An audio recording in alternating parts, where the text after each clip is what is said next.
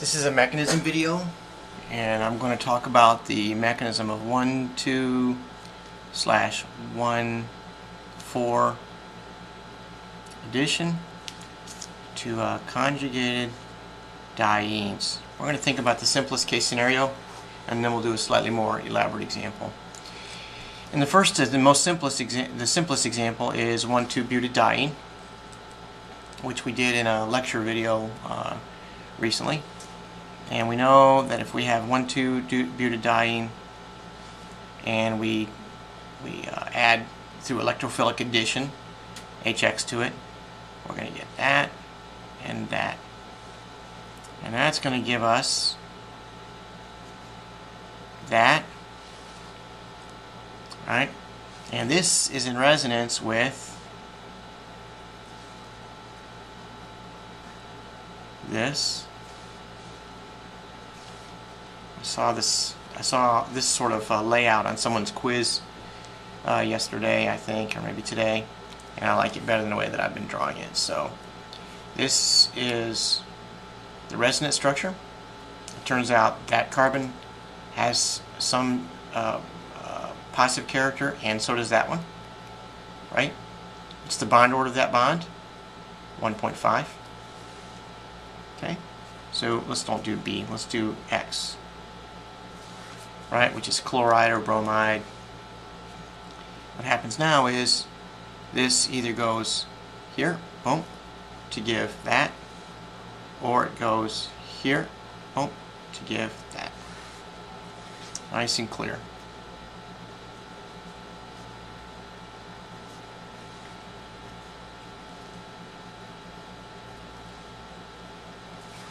Alright, so which of these is more stable? Which of these is more stable as a product? This one's more stable as a product because it's a more substituted alkene. And which of these is more stable as an intermediate? This one's more stable as an intermediate because it is a more substituted carbocation. Oh, by the way, I said that bond order of 1.5. That's a mistake. What is that bond order?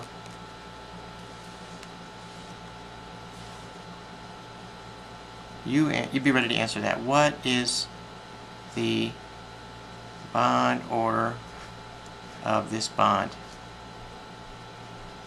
Okay, be ready to answer that question. Alright, so that's 1,2,1,4 addition. In this case, this is carbon 1, 2, 3, 4. This is an example of 1, 2 addition because I've got a hydrogen here, right? 1, 2 addition. And here's the 1, the new hydrogen's here. 1, 4 addition. Alright, let's look at a more elaborate example. Let's look at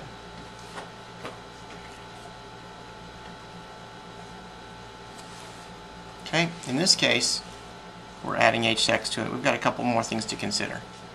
We could either have that attack, or we could have that, right? So I'm going to call that situation 1. Here's situation 2. In situation 1, we're going to get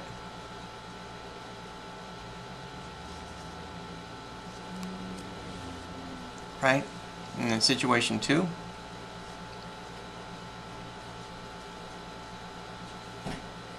we're going to get that. Okay, this goes into resonance with something else. I'm going to ask you to predict what it goes into resonance with, okay? And this goes into resonance with something else. Alright, now this and this are going to get, the X is going to come in, boom, and it's going to give you this. Please predict the product of that. Or it's going to go in someplace else, and so I want you to predict the product of that. If we went down pathway 1, we'll evaluate the relative stabilities of each of these maybe at the end of this video. We've got an X, we've got a halide, right? It's either going to come in here and give us this, or it's going to come in somewhere over there and give us this. Alright? Now, without talking about which of these is more stable or which of these is more stable, let's talk about which of these, pathway 1 or pathway 2, is more likely to predominate. In order to do that, we'll look at the stabilities of these two. This is tertiary and allylic. This is secondary, or rather secondary and allylic. So if this is secondary and allylic, and this is tertiary and allylic, which of those is better? Okay, I'm not going to answer that. Alright, but that's something for you to think about. I'm guessing that most of you know that. If you don't know that, you need to ask me. Alright, so this is a mechanism video for 1,2,1,4 addition for conjugated dienes.